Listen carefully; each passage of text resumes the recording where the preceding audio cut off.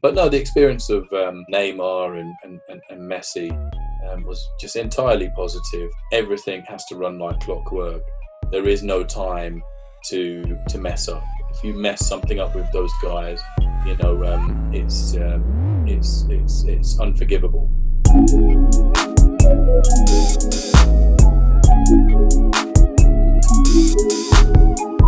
Welcome back to another episode of the Legendz podcast.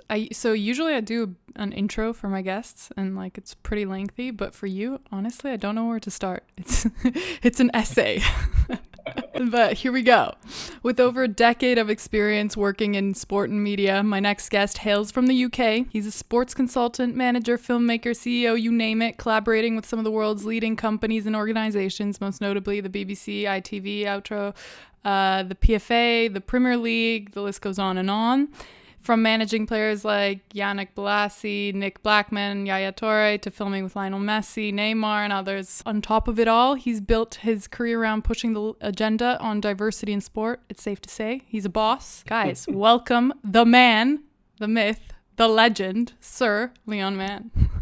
Oh my gosh, what an intro that is. Thank you very much. It's an honour to be invited on, and it's quite late here in the UK at the moment. Yeah. So I'm in a more relaxed mode than normal, but I'm looking forward to Good. the time we have. We'll let you go to sleep soon. Don't worry. Once we get some stories from you. I definitely won't be dropping off. I definitely won't be. So what's new with you? How's everything going? We haven't seen each other in a while now. It's been a minute. That's right. It's been a year, maybe a couple of years since I saw you last, and in that time, I have my own company, Refresh Sports Consultancy and Productions. From that, I operate in lots of different ways in terms of working with talent, in terms of big sporting talent, also looking around the production area in terms of relatively small productions at the moment, but with some really high profile clients. But I'm kind of looking into, potentially doing some documentaries and things again, because I've kind of got the itch back to kind of go and, if not make a film, exec a film or something like that. I'd love to do something like that. So it's really, interesting times. And on the other hand, a lot of the time is taken from, my week and months and year by, the non-for-profit work that I do through BCOMS, the Black Collective of Media and Sport, which is a lobbying group in the sports media here in the UK. So it's been a busy time for us recently. And the Football Blacklist, which is a real kind of a proud achievement for me to be a co-founder of that and a driving force involved in that initiative, celebrating Black people in football, or maybe I should say soccer, on this podcast. No, I still refuse. Even though I've entered the realms of Canadian soccer, I still refuse to say soccer. I'm still down with the football. You haven't lost me yet. Good. So that's just a way of kind of highlighting and encouraging young Black people, because Black people are underrepresented massively in football here in the UK. And as I've been learning from my friends in the MLS who I've been speaking to, off the back of them forming a Black Players Coalition recently, which is really interesting. There is massive underrepresentation there as well. So we're kind of seen as players, as Black people, but not as people running the game. And those are things that I really want to help to address through using my campaigning networks and voice.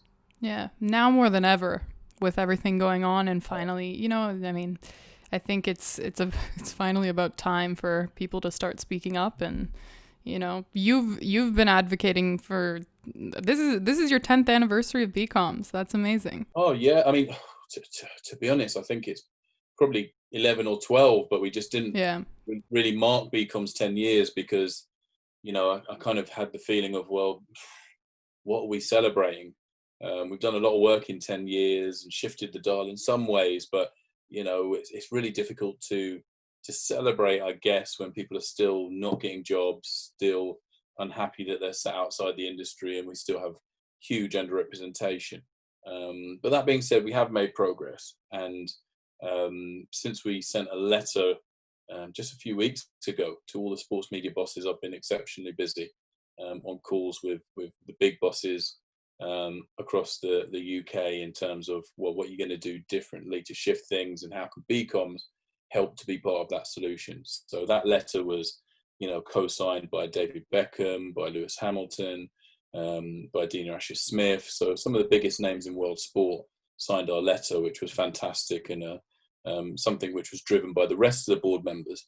I also played my role, of course, and that's put us in a real good position in terms of our discussions with the bosses, because there's a will there to change. I think they just need some help and guidance in how to do that, and BCOMS has been around for 10 years trying to do this, and we're moving to a better place, I feel. BCOMS is, as you mentioned, the Black Collective of Media and Sport, and it's a network that raises, as you've written, prospects and profile of underrepresented Black sports journalism in the UK. And I got the privilege to kind of work with you and work around that when I was living in London, and I was just in awe. Like, you've been doing amazing work. So how did you take the initiative and start that? Where did that come from, and how have you been, pushing the agenda? And you've even received the Prime Minister Award from that. That's huge. Yeah, no, and thank you for those kind words. I mean, gosh, how did it all start? I mean, like everything I've done, it's kind of started organically. There's never been a business plan, which is probably one of the limitations of my own capabilities in terms of, I feel something, I get on with reaching out to people to build a response. So I was working for a campaign called Kick Racism Out Football. Working for that campaign, I was heavily involved in lobbying the game in terms of what it's trying to do in terms of becoming more diverse and addressing racism. I moved from that job into working at the BBC, saw underrepresentation. It wasn't that the people I was working with were bad people at all. They were really kind, generous, nice people in the main. But there was underrepresentation. There was an awkwardness about talking about anything to do with race. There was a nasty thing that I kind of felt, because there was a pressure for the industry to be more diverse. Any Black person that arrived in the department was only there because they were Black. Is that kind of like what was quite disturbing narrative that I sensed around them. So I went to see some of the top bosses in the business to basically, share my experience with them, and also say I'd like to be part of the solution. One of the great things I've been taught in my life is, if you ever bring a boss a problem, make sure you bring them a solution, because a boss has just got a million problems on their desk, and you can go and drop another one on the top of it and just be sure it's just going to be on the pile. Yeah, just weighing heavy. Yeah, just a load of problems, and I get that in my position now. People bring me a problem and they don't bring me a solution, and I say, well, thanks for that, you've just loaded another thing onto my pile, but unless you're going to be able to work with me on a solution, it's going to be really difficult to get this done in the time frames that we're talking about. So I came with some solutions. I came with a campaigning attitude in terms of, we need to change hearts and minds to get this moving, whatever it takes. And I was kind of well received, I felt, by the most senior bosses. Maybe some of the middle bosses weren't massively taken by my confidence in terms of trying to address these issues. But anyway, the first thing I did was just kind of like reached out to my network of Black sports journalists, brought everybody together. And, I say everybody, that was probably about 10, 12 people at the time, because in terms of the underrepresentation of Black journalists, it was really raw and real sort of 10 to 12 years ago. So we all came together in a hotel room, well, not a hotel room, a hotel bar, Soho Hotel in the middle of London, for anyone who knows it. It's a very nice bar, by the way. Leon's stomping ground. Yeah, it's certainly a place I've frequented and will be returning to. And we just had a real open, honest conversation about the lack of underrepresentation and what we need to do to address that.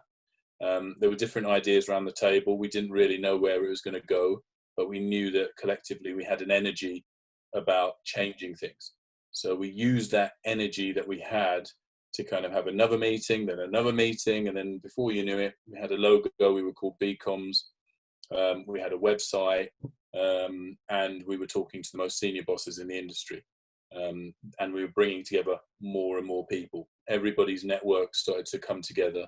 And before you knew it, fast forward 20 years, we've had 3 huge conferences attended by 300, 400 people, with the biggest bosses on the panels at them from within the sports media. We've got the support of world, global superstars getting behind our work. We've done numerous bits of research to underline the need for change because of the real big problems, the glaring problems of underrepresentation.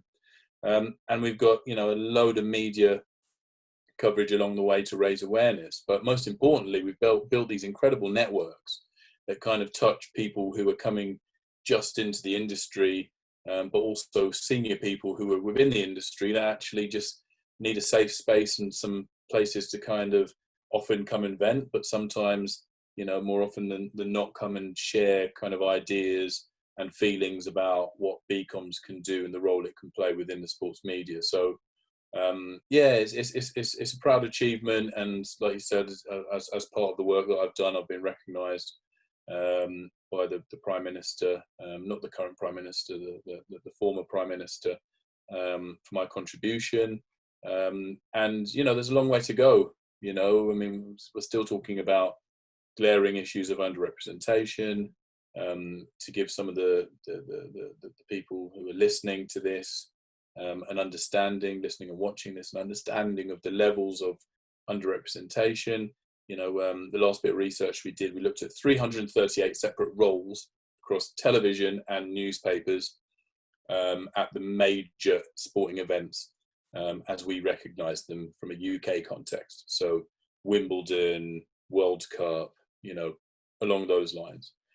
Of those 338 roles, I think we identified 32 of the roles. So this is not 32 people, but this is 32 of the roles were given to Black or Asian people. And the vast majority of those roles, of the 32, were given to former sports people. Now, the dynamic there is an interesting one to kind of, take on board, because if we're saying that the majority of the roles given across the sports media are given to former sports people, then the message that sends out to young Black men and women is, if you want to be involved in the sports media, you better go and win an Olympic medal in the Olympics, funny enough, or go and play 400 professional games in the Premier League. And of course, what are the chances of any young person going on to do that? It's probably 1 in a million might get an opportunity to do that.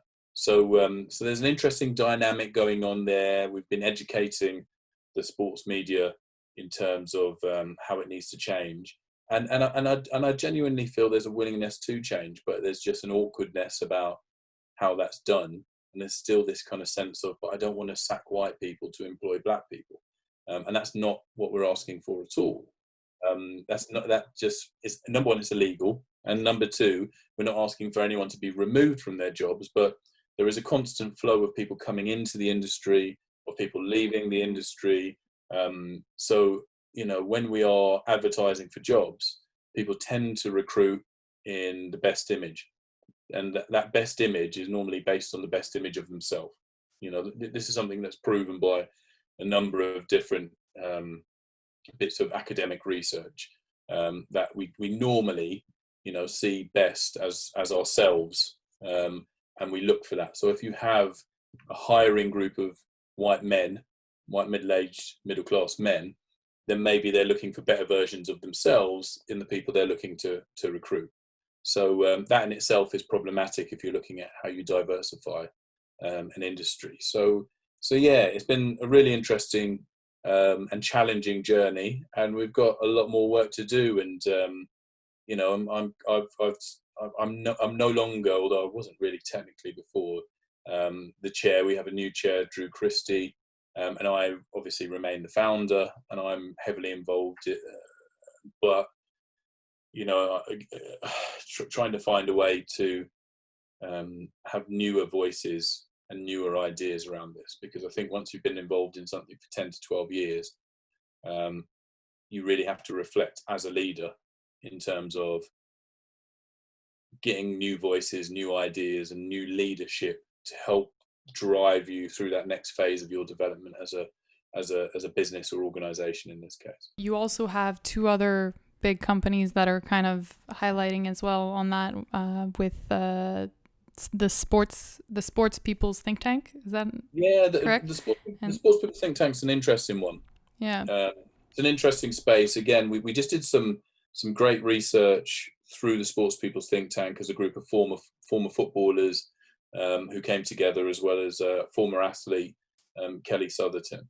So what we wanted to do was to examine the numbers of Black professional coaches and managers, to be able to determine where the game was in terms of the opportunities that were available and the development of Black and Asian minority ethnic coaches. So we did 4 reports. The last report we did was in 2017. We are planning to do something hopefully in the next few weeks in terms of bringing that research together. So we're in the process of looking at how we would potentially do that. It feels like a good time to reflect on what progress has been made over time. And yeah, it's been a vehicle and will be a vehicle to collaborate, because the Sports People's Think Tank came together with the FAIR Network. Please check them out. It's a global movement around anti-discrimination in football, but not just professional level, but grassroots also. Actually at the moment there's funding available through Black Lives Matter campaign that they're running for global groups. So if you're in Canada, if you're in the States, if you're listening to this in South Africa, you can apply for funding to get involved in that movement. And the University of Loughborough was the other partner in terms of having a strong academic partner, and Dr. Stephen Bradbury, who's a great man who deserves a great deal of credit for the work that he's done in this area. That collaboration between all of those organisations works really, really well in terms of driving some really meaningful conversations that have led to some change in football. So the Sports People's Think Tank has certainly helped to achieve some change. Yeah, you're also collaborating with your friend Jason Roberts, who Yes. also he works with FIFA and CONCACAF as well. Yeah, that's right. I mean, I'm still gutted that Jason left the UK to go and live in Grenada and then end up in Miami. I mean, geez, poor guy. Poor guy. Poor guy. I mean, some guys have all the bad luck, don't they? But no, Jason's a great man. Is a real principled person, a really dignified, classy guy, who is already doing incredible things in his role of Director of Development at CONCACAF. And his foundation, the Jason Roberts Foundation, has done some sensational work and continues to do so, both here in the UK and also back in Grenada. And one of the things is, Jason, I'd say, is one of my best friends in football. So we speak week to week, sometimes day to day, which is a bit strange as he's over in Miami. But one of the things I've learned from Jason is kind of to think big and to also think global. And that's something which he's actively gone out and done.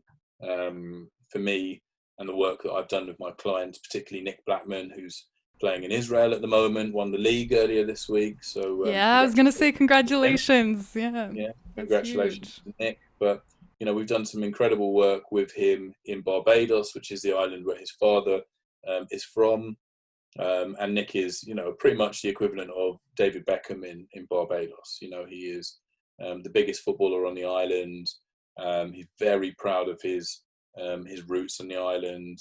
He's proud of his identity generally. You know, he's the first Jewish footballer to play in the Premier League, the first British Jewish player to play in the Premier League. So he's very proud of that.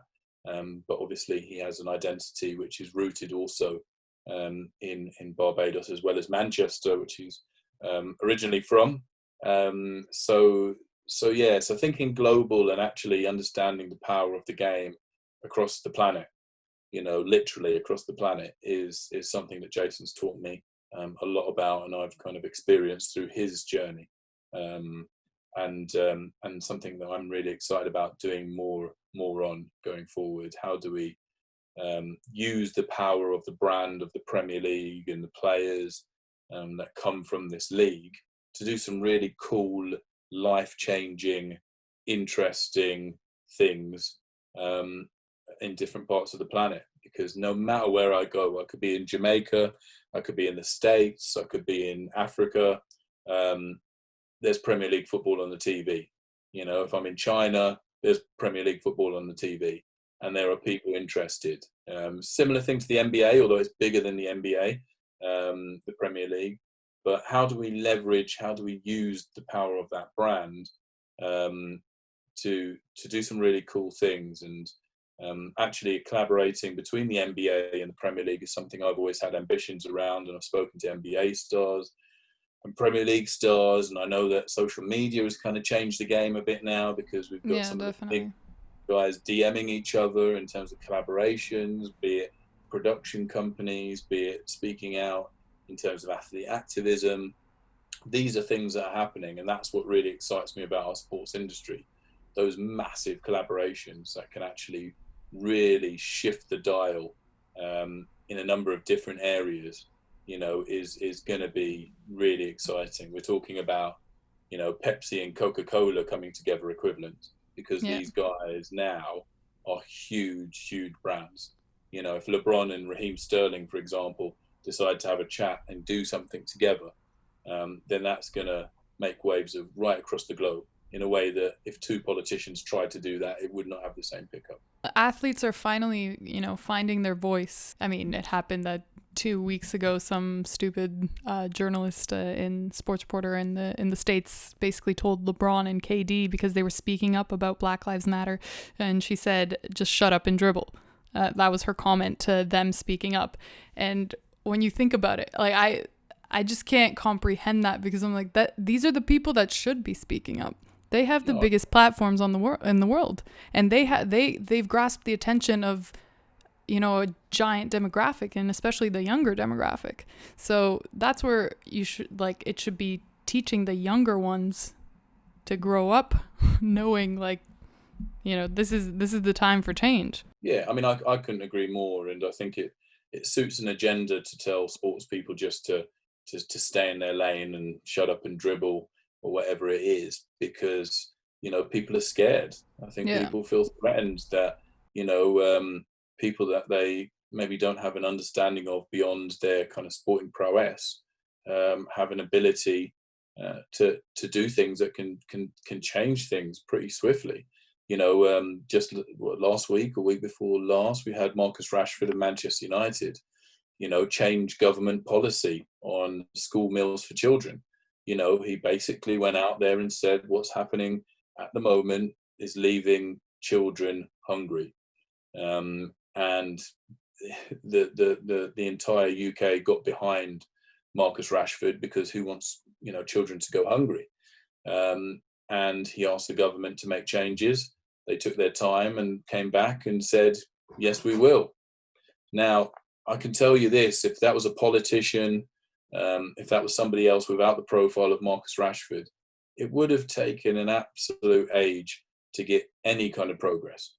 However, he used his platform consciously to be able to make a move forward. And I think we're going to see more of that. I think this is the era of the rise of the athlete activist. And we've seen that already with Raheem Sterling in terms of his stance on racism in football. And I think we're going to see more and more of this as we move forward, because these guys have really realized the power that they have. Now, the things that have prevented these guys speaking out in the past, I think, has been the institutionalization of sports stars. So there is very much a controlling atmosphere, or a sense of control around these athletes, and they are made to feel that they could lose everything if they say the wrong thing, or if they act in a way that goes against those people who claim to have delivered them to this fame. But I think, the sports stars are wising up. They're so connected now through social media, and I can't downplay that enough. People go, oh, social media, putting a couple of tweets out, a couple of Insta posts, Insta stories, it's just a bit of a giggle. Yeah, I mean, look, by and large, I think people do have some great fun on social media, and that's, principally how it's used by some people. But actually, when it comes to some of these serious issues, it connects people in a way that they were never connected before. How would those American sports stars be speaking directly to those Premier League sports stars without social media? How would they know what they're thinking? How would they know what they're interested in without that social media linking them and connecting them and showing them each what they're saying? So I think technology has played a huge role in where we are and where we're heading, and I think we're only going to see more of this in the future. A lot of the work I do with sports stars is around, looking at what their true, authentic story is, and how they can tell that in the most organic way, while making an impact in the areas that really matter to them. I think in the past, the approach to a sports star doing charity work or taking on a campaign has been, we've got this great campaign and it's gonna be brilliant and it's gonna work for you, and here it is. And then it might be a really kind of brilliant thing to do. It might be talking about children with disabilities.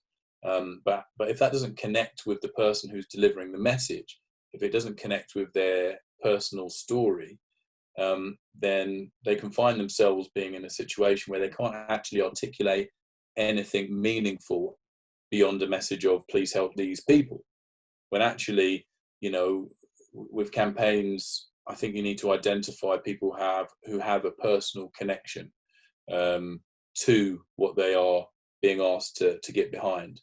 And I think that generally people have got better at that, and we've seen more meaningful contributions and more meaningful actions to help support those causes. Yeah, one of your bigger clients is Yaya Touré.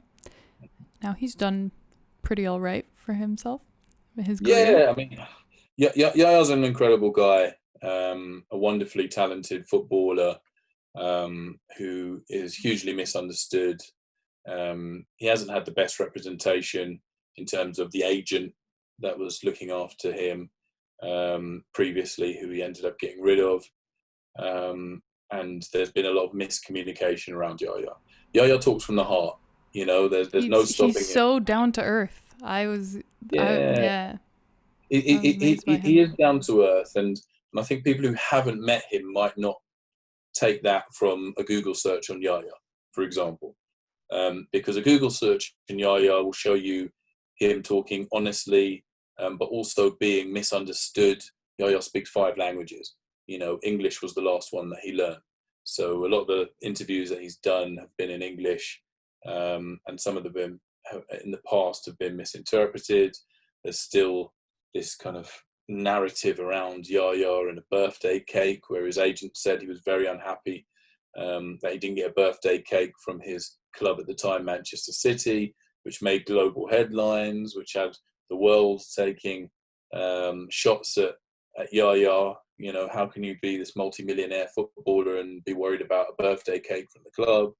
All of these things stemmed from, poor communications, because it was something that his agent had said on live TV to represent Yaya, and Yaya at that point in his career didn't have me or somebody else around him who was capable of actually kind of addressing, well, that wasn't him, and this is not necessarily what he's thinking or saying here, and being able to clearly communicate what his issue was at that time. But he's a great guy, despite some of the things that have happened, the miscommunications in his career.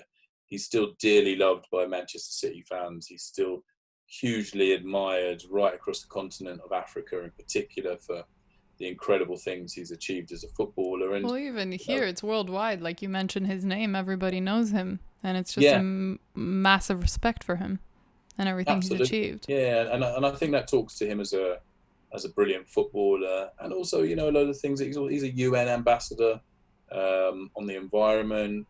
Well, that's what I was kind of getting at to mentioning him, is that he's not just, you know, he's also getting out there and he's trying to contribute as well, as you know, with his massive profile and platform. Absolutely, yeah. I mean, you know, the thing with Yaya is he was kind of doing this. He was talking about racism a long time before the Raheem Sterlings and the current players of this day.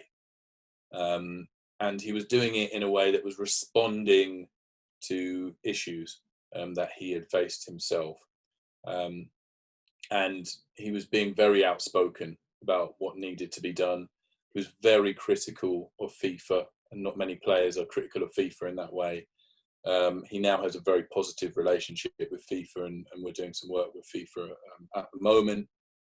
But, you know, he, like I go back to saying, he speaks from the heart, and that can go two ways. But he, you know, is genuine to his beliefs. So it's a shame that he's been misunderstood sometimes in the past, and that's become this kind of sideshow. Because I hope when history looks back at Yaya, and there's some exciting stuff going on at the moment to kind of address, you know, what's happened in the past. But when history looks back at Yaya, I hope it really does look back and see someone who wasn't just a great footballer, but someone who was really prepared to speak out at a time when others wouldn't. So yeah, it's an interesting time for the big man, and you know, he's you know, at that point in his career where he's kind of looking at his transition.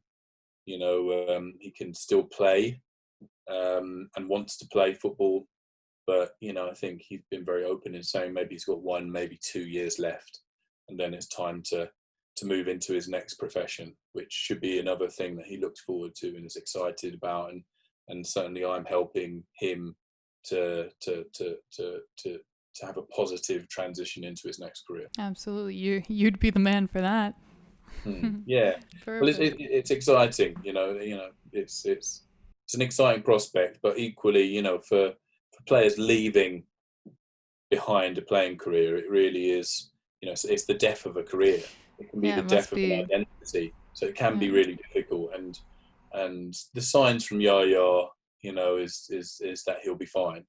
But you know, if you look at the statistics in terms of players going bankrupt when they finish playing, players who are divorced when they finish playing, you know, I think if you do a quick Google search on that with the letters PFA, Professional Football Association, there's some really interesting stats around that in English football. So a lot more needs to be done in terms of supporting these guys, but Yaya's going to be absolutely fine. A lot of these guys, they've become stars so young, so they don't know how to manage, you know, fame, money, and they're getting paid massive amounts in the Premier League. It must be, you know, daunting in a way. It's you know, it's really interesting, and I've obviously got a conflict of interest in saying what I'm about to say, but for professional footballers, for professional athletes, they normally have a setup where there's an agent, and that agent is the person who goes and gets you a club and gets you your, what I would call, bread and butter, and significant bread and butter, by the way, in terms of the money that comes in from that contract. Often those people are very sharp business people with fantastic contacts in football. But often those people don't have a real understanding and appreciation for communications. Often those people don't really go to that many games to kind of be there to support the players individually, in terms of being there with their families, etc. And those guys kind of, you know, they have a beginning, middle and end to the relationship with the footballer often, because it starts at, I'm going to get you into this club and I'm going to try and get you the best deals possible. But there's an end to that as well. So actually, who develops the brand? Who develops a lot of the meaningful stuff that sits around a footballer's career? We've seen Rock Nation doing a brilliant job with many players in the UK, and obviously they're doing their work in the US as well. And that's a company that's kind of delivering this kind of work in terms of those mechanisms, those things around the players to amplify the great work that they're doing and help them share their stories. And I don't think there's enough of that going on. In the UK, I think there's space for about 25. 25, that's a real random number, but there's space for lots of Rock Nation type businesses to work with footballers at different levels, and certainly on a very micro level, certainly nowhere near the size of a Rock Nation. That's what I and my business is trying to do, is to identify the right people to work with, to amplify the great ideas that they have, the authentic ideas to them, and to bring them to life, because ultimately, those things actually represent your legacy.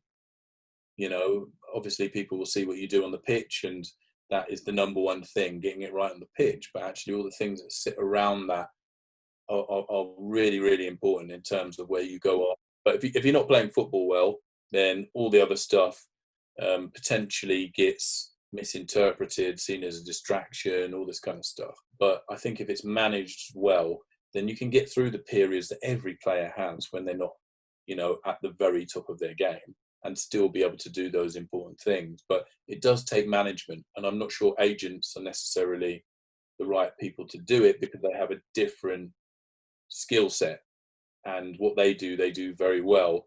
So I think it's going to eventually move to a place where there's collaborations, and some agencies do it. They have a 360 service, servicing all the needs of their clients very well. But still, I think the majority of players have agents that are very old school in terms of what they deliver. So I think we're going to see a culture change from players, which is driven by social media and driven by the need and appetite to want to do other things. You're actually one of those people who are invested in your clients, and I just love to see that, especially with, for example, with Yaya. You were at so many Man City games, making your way up there, and you're a Spurs man. Yeah, I'm a Tottenham Hotspur fan, and I did have conflicts. How was that conflict? Let's set the scene. For me, it's been more kind of feeling conflicted when my team plays against one of my clients, and when they do play against like a client, particularly like I guess Yaya's the best example. It's a real strange feeling, because you've kind of spent your entire life kind of really cheering on your own team, and then you've got a friend in the opposition, and it's a strange feeling, and I've kind of the perfect result of those times is a draw. You kind of want, or your team wins 3-1 and your client scores an absolute worldy goal, and it doesn't impact their league positioning too much.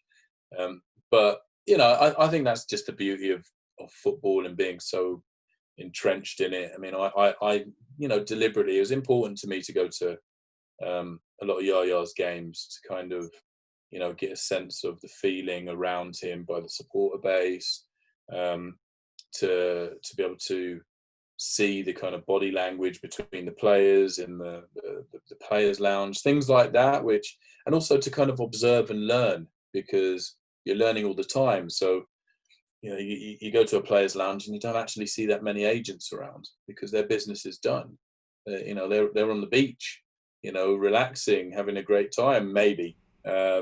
Or I find that fascinating, like mind-blowing. Why would you not want to go? Like, if you have a top client, and I would constantly be going to matches. Well, I think it varies. I get it. You have multiple at some level. Yeah, but a lot of the agencies have many different players. Yes, I get that. Also, you're not necessarily going to see the most senior agents, because they can't physically get to every game, because they've got so many clients, and they have more junior people that maybe you don't recognize. But for me, I kind of sense the feeling of seeing lots of different players finishing a game and going home by themselves. So there being no one there afterwards necessarily to kind of meet them and greet them and, you know, ask them how they got on and, you know, how they feel. And I found that a little bit strange, but actually the more footballers I spoke to, they were like, well, yeah, that's just kind of how it is. You know, our agents get us a great deal to play football, and then they come back when it's time to renew the deal. And actually, speaking to our point earlier, you know, I think there's a lot more that can and should be done around players for them to maximise that short time that they have to build their brand, to make a positive impact on the world, and to candidly make money. Because you're a long time retired. Once you're retired, that's it. It's done. You know, you're in a different phase of your life. You don't have that same profile unless you're very, very fortunate to have had a stellar career that sees you as one of the standout players in the world. And even now, like, you know, what is a standout player in the world? Because there's players who've won Ballon d'Ors who I see at world football events who probably don't get the recognition in the same way that they could and should. So yeah, it's a really interesting dynamic.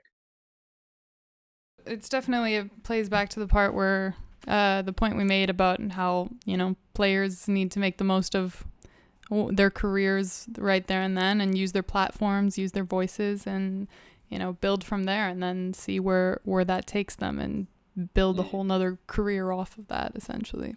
One thing that caught my eye, and we spoke about a couple days ago, I think, you've been working with Otro. Yeah, I mean, Otro's a real fascinating company in terms of, you know, having, you know, huge ambitions to create a platform with some of the world's biggest players, including David Beckham, you know, Messi, Neymar, Zidane, just to name a few of them. And it's been on a, you know, a really interesting journey. It's pivoted away from being a platform to moving now to a production company, so a studio, and working with, you know, the roster of players that they have, but also working more broadly with other players. And it's been a real positive experience. You know, it's pretty special to be organizing and on a shoot with Lionel Messi. You know, I was gonna ask, how was that one? Were you at his house? Were you for that shoot? No. There was a studio that we went to in Barcelona just before lockdown, actually. So it was really, you know, good that we got to do that shoot before the problems were upon us. But yeah, working with him, you know, with like a Neymar. So, you know, we kind of over in Paris a couple of times filming with him, and kind of seeing how those, you know, huge players operate. Working I was closely. just about to ask, how do they operate? Yeah, no, I mean, I think in terms of like who they are, they're so used to these kind of situations now that turning up to a shoot, and my advice, and it was always followed, was to try and make the shoots have as few people as possible. So I think it's a very common thing with players that big to turn up for a shoot and have, you know, what feels like hundreds of people there, and you kind of think to yourself, well, what are all these people doing? Actually strip it back to make it kind of feel like a more human setup, and I think it brings the best out in those bigger stars, because, you know, at the end of the day, they are just human beings. I know, you know, some of their performances make you kind of question if they are, but they're humans. You know, look them in the eye, you know, smile, say hello, and guess what? They'll probably do the same back to you. You know, and creating this environment where you're kind of respectful of people's space as well, because I think with very famous people can often feel like, well, I've seen people lose their minds and stuff, you know, like literally. I feel like it turns out like a circus, as if they're in a zoo or something. Yeah. I don't know. Yeah. I've seen where I get it, like that's your idol and all that, but I don't know. I just, like you said, I've viewed most of them as humans. It's just, I mean, yeah, ridiculous. I don't know. It's ridiculous, the sorts of things I've seen. You know, like literally be walking along with Yaya, for example, and then somebody walk up to us and just pull out a phone and try and take a picture of him. You know, it's strange. I mean, I remember being on the tube with Rio Ferdinand, and you're kind of on the escalator, having a chat about whatever you're having a chat on, and then somebody's kind of just floated a phone in between the two of you and it's trying to just take a picture. It's just, you know, it's behavior that is kind of, you know, pretty unhinged. So but no, the experience of Neymar and Messi was just entirely positive. They're very professional people working with them. Everything has to run like clockwork. There is no time to mess up. If you mess something up with those guys, you know, it's unforgivable. So you know, you have to use the time that you have with that kind of talent, you know, really, really well, and understand what the boundaries are and the levels of professionalism that they demand. And yeah, for me, it's been a really useful. Well, you can even tell that they're very professional, so they're expecting the same back in return. Yeah. So yeah. But they you know, they need things done in a particular way, and if you want to get the best from them on a shoot, then you make sure those things are done. And I'm very fortunate that the people I've worked with at Otro, in terms of producers and production managers, production coordinators, you name it, all those people have been, you know, very, very experienced in working with big global talent. You know, the company really went out of its way to make sure it's working with the best people possible. And I have learned a lot from them during my time working with Otro. What is a big standout moment in your career? Like any stories that come to mind? Any, whether funny or just jaw-dropping Leon Mann moments? I feel blessed to have what I see as, you know, a pretty impressive CV. You know, like, you know, I've made 2 films on Usain Bolt, you know, and I did that, you know, pretty much before I was 30. So, you know, for me to have achieved that at that age was huge for me. My mum's Jamaican, and I'm proud of my Jamaican roots. I, you know, grew up going back to the country every couple of years to see my grandfather when he was alive. So actually, you know, working closely, you know, with a Usain Bolt, albeit, you know, when you say you work closely with Usain Bolt, you know, it's not like you're on the phone with him every day. It can conjure things of that nature, but it's more so just being able to cover that story around a London 2012 Olympic Games, so a home Olympics for me, and the biggest sports star at those games is Usain Bolt, and I've made 2 films about him for the BBC, for like arguably the biggest platforms that there are, certainly here in the UK. Oh no, you know, BBC is known worldwide, so definitely. Well, yeah. So that's a huge thing for me. But then, you know, in a capacity as a broadcaster, working for ITV at the Euros in 2016 in an on-screen capacity, you know, I was broadcasting, you know, live to 16 million people in the UK, which is just like insane. That's Was there a moment where that kind of hit you? I hope not really on air, but yeah, I mean, yes and no. Yes, afterwards perhaps, and of course you're nervous because you know that a lot of people are watching, but also no, because at the time it's just you, a microphone, and somebody who you're interviewing. And yes, there's a camera on, and yes, you've got to have a link in and a link out to get the technical side of the job correct.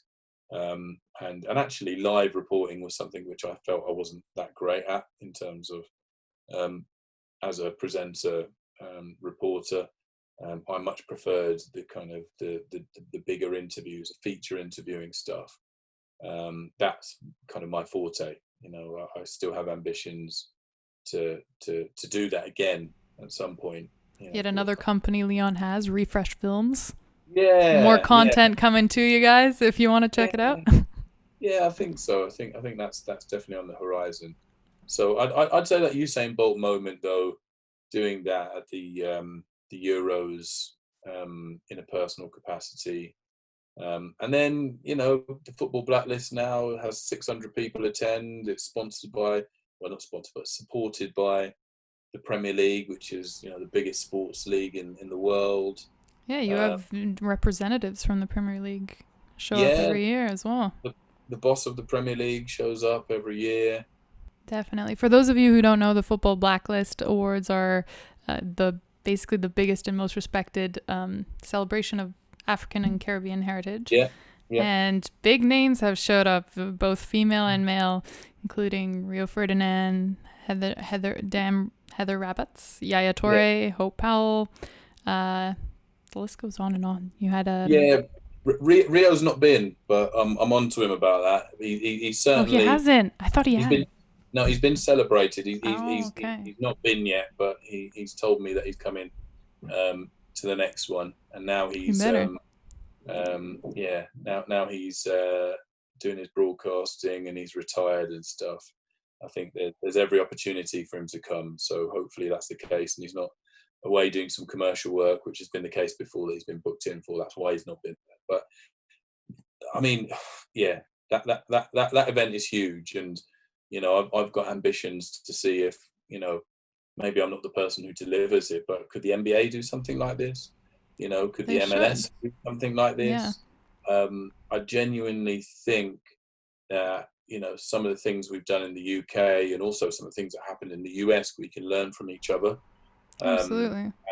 And make these kind of events more globally connected. I think just the fact that we're sat here, you know, on Zoom, across, you know, a big pond, kind of shows how we can connect now. I have to say that one thing that inspired me a lot was your work with the Football Blacklist. I had been living in London for about, I don't know, 2 years, and I had met you through our good friend Mia Oystercard.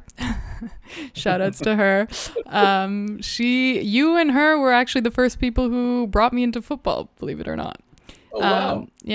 Yeah, because I've always been a big basketball person, and I always thought I'd kind of go into there, and I came from a film background, so I thought, you know, that those two would eventually meet, and I had moved from France to London to pursue more just film, and then I met Mia, who told me about you, and then somehow you gave me a couple jobs editing some videos for Yannick and Yaya for their YouTube channels, and then you asked me to cover the Football Blacklist, and I showed up, and there was Andy Cole, there was Yannick, that's when I met Jason Roberts that night as well. There were a few female Chelsea players, which was really cool to see, because I don't think female sports is, you know, recognized enough either. That kind of just opened my eyes a little bit, and I was just like, I've always loved football, but that was definitely the start, and then, you know, did some work with West Ham, and then shifted back, and then so now I'm in Canada working in football. But brilliant. Well, I'm really pleased that we played some role in your own career, because, you know, that with all these kind of initiatives, I like to think that they do touch people and help people in some kind of way for them to kind of go off and use their positive experience, hopefully, in a good way, and spread the word, because, you know, we rely on the support of people to really move forward. And absolutely, I'm super proud of what we've collectively achieved. Rodney Hines is the co-founder of the Football Blacklist and an integral part of the success that we've had. And it's interesting times, and I think there's certainly an ability to grow the success that we've had and move things to even a more influential level. Absolutely. Always pushing the agenda. You're always raising the bar. Trying, always trying. There's no excuse for not trying. I mean, there you have it, folks. The man, the myth, the legend, Leon Mann. Thank you so much for coming on. Thank you. Thanks for the invite, and it's a real pleasure talking to you. I didn't ask you, how's the running going? Yeah, do you know what? I got a bit ill, and I think it was COVID-19. I did my test, and it came back as negative. But I did it quite late, and it's very difficult to self-test. So I was pretty sure I was very knocked out I had most of the symptoms. So I was knocked out for, best part of 10 days, like really energy sapping. And, it took my energy and will to run for a good 3-4 weeks. But, just this weekend I went running for the first time in a month. It was very difficult, but felt good to be out there. And I did yoga the next day to kind of help me unbend my body, if you like, and get back into good habits. He's also a fitness guru, ladies and gentlemen. You can check it out on Leon Mann on his Insta, yeah. Twitter. All the links will be down in the description below. You guys don't forget to like and subscribe to the Legendz podcast. We're also on Instagram, and yeah, thank you again so much. It was good seeing you. Good catching up. Hopefully we'll do this again. Maybe we'll get Mia involved too. Yeah, that sounds good to me. A bit of a reunion. So little reunion, yeah. Keep up the good work with the podcast. I'll be keenly listening to all of the podcasts to follow this one. Thank you. Thank you, sir.